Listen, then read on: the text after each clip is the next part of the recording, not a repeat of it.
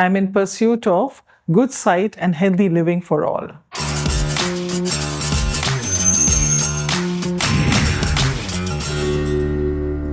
Hello and welcome to In Pursuit Of. I hope you have been watching regularly and have subscribed to the channel. Today's guest is Ms. Tanuja Joshi, Managing Director of Venu Eye Institute. Welcome, Tanuja. Thank you so much. Thank you for inviting me. Thank you so much for being here. So, Tanuja, tell me, how does Venu Eye Institute ensure accessibility and availability of good eye care for the underprivileged and underserved communities? So as an organization, we work at 3 levels. The first level, which is the tertiary teaching and referral hospital based in Delhi. It's an advanced eye care hospital which covers all the specialities. It's equipped with all the equipment. At the second level, which we call the secondary level, we have 4 rural hospitals in the states of Uttar Pradesh, Haryana and Uttarakhand. And then we also have an extensive community outreach program where we organize OPD screening camps in rural areas and in the urban areas in the NCR of Delhi, around Delhi. And that's how we reach out to the underserved. We also, in the main hospital in Delhi, we also run a free OPD every day for people who cannot afford. What impact has the Institute's outreach program had on, reducing blindness and related eye issues? So till date, we have examined about 86 lakh patients, which is like almost 8.5 million, which is the population of Switzerland, or also the combined population of both Chennai and Calcutta. My goodness. We're very proud to say that 70% of all the patients that we have treated are from the poor or underprivileged background. So how do you measure impact? Just so I may understand, what do you mean by success means what? Success, one, means that the patients that we are treating, what is the post-operative results and what impact have we made in their quality of life. Right. The other also is that when we are going to these areas, over a period of time, we realize that the number of patients will decrease, the operable cases, because you have already catered to their needs. And then there'll only be the fresh add-ons. So backlog gets addressed, right, and then we move to other areas. And we've been expanding. Every year we take a stock of which are the areas where the surgeries are now coming down, and then we reach out to the newer areas. So number of surgeries actually come down at a steady rate? One of the ways of measuring is if you're going to the same community, the same geographical area, in the beginning the numbers will be higher because there's a backlog. And then there'll only be the add-on cases. Right. So then you realize that the number of surgeries have come down. Okay. And that is one of the indications that you'll know that the backlog is now being addressed. Wow, very nice. And is this rate pretty fast at some point? It depends on the areas that you're going to and what kind of population is there. Is there more aged people living in that area? So for instance, there will be a difference between the urban slums and the rural areas, because in the urban slums, you have migratory population. Mm-hmm. So the elderly will be less. Right. But in the rural areas, there will be more elderly people that you'll come across. Very interesting. So is there any success story that you've had, where you would say that, in the community itself, where you would say that, wow, this is why we do what we do?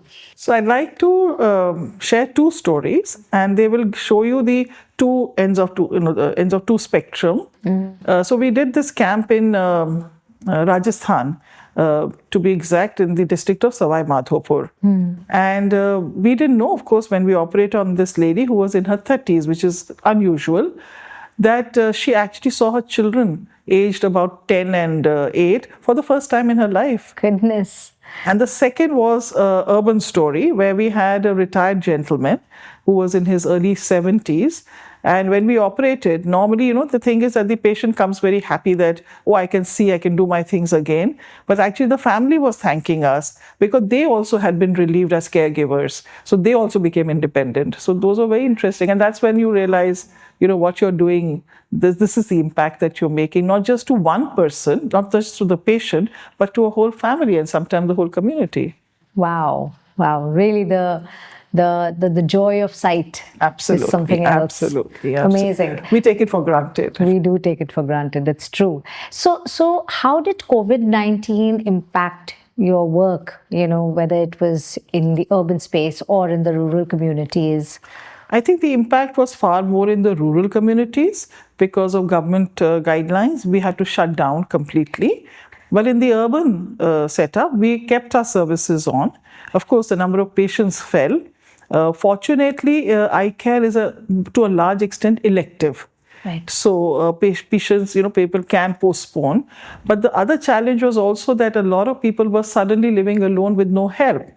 So if they had cataract or diminished vision, it actually impacted. So that was a challenge, but we took all the precautions and reached out to those patients and helped. But the impact definitely came because the revenue fell and funding almost stopped because all the donations that were coming all stopped. So that was definitely a huge challenge. But fortunately also we keep our costs very low. So we were able to tide over that period. Please share some, some strengths that are unique to Venu Eye Institute and some challenges also that are unique to Venu Eye Institute. What would those be? I think our biggest strength is our people. When I look around, most of our staff has an average lifespan with us, has been with us for over 8 to 10 years, which is a bit unheard of these days. A large segment of them are also 20, 25 years with us. Really? And some of them, they come from a pretty long distance. And especially, in the OT and in the wards, and they have to be there at 6 in the morning. Come hail, come storm, winter, fog, they'll be there. And there are days when if it's they know there's going to be foggy or heavy rains, they won't go back home because they don't want to be late on the duty next day. And I wonder, and then they say that, it's the vision and the mission, the values that the organization stands for. The founder has laid a very strong foundation, and God's grace, it's still alive. And that's one of our biggest strengths. Challenge, I would say that, over a period of time, donations have come down. So whatever we earn from our paying patients, whatever we save, we use for giving free services because that is our main, goal, to reach out to the poor. So funding is a huge problem, and our challenge then comes in capital expenses.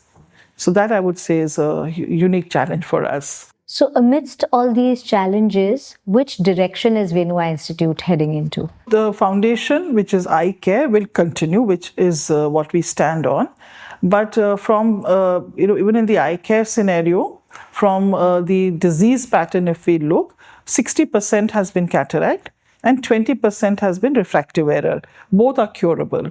You can't stop cataract from happening. Similarly, you can't stop refractive errors from happening, but there is a cure for it. But now with the longevity of life increasing and lifestyle diseases becoming a huge challenge for everyone, it's impacting the eye care. Really? Because one is that if we don't manage diabetes, for instance, post-op cataract results are affected. Also, diabetes affects, one of the first organs it affects is your eye. So diabetic retinopathy is becoming a huge challenge. It definitely has an impact on your retina, and that loss of sight we cannot restore back. So now we are also moving on to managing, and that's why I said, I'm in pursuit of also healthy living. So we are also now bringing in integrative medicine, where we have a geriatric specialist, we have a naturopath, because modern medicine and naturopathy both have to combine together to address the lifestyle disease challenges. Because one focuses a lot on the symptoms and the treatment, the other is working on the root cause. Absolutely. So we are bringing these two, and that I think is the add-on service that we're going to be now adding. Lovely. Well, Tanuja, thank you so much. It's nice to know more about the institute and where it's heading, and I hope people kind of realize how their lifestyle can be fixed to accommodate better eyesight. Thank you. Thank you so much. Thank you for watching, and I will continue my conversation with Tanuja Joshi of Venu Eye Institute. Stay tuned.